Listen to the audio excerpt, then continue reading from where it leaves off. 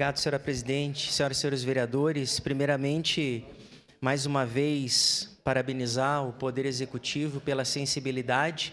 E o que nós temos que trazer aqui em voga é que é necessário hoje o poder público trabalhar com a iniciativa privada. Por isso a importância das PPPs, vereador Bressan. Por isso a importância da agilidade.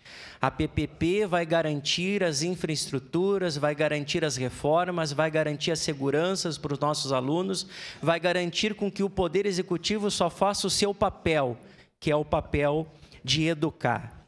Nós sabemos do quanto é necessário termos diversas reformas em muitas escolas.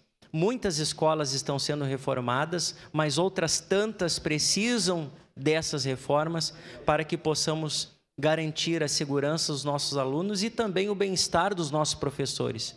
Porque o nosso professor, estando numa sala de aula bem adequada, os nossos alunos estando numa sala de aula mais adequada, não apenas garante a segurança, mas também transpira a qualidade do ensino cada vez melhor. E falando, vereador Lucas Carinhato, da Escola João Desores, nós temos ali o processo dessa reforma, que já estão sendo feitos apontamentos de questões que precisam ser averiguadas e a gente pode ter certeza que a entrega só será feita com essas mudanças na situação de poder estar de uma forma bem adequada, como foi feito ali o edital de contratação.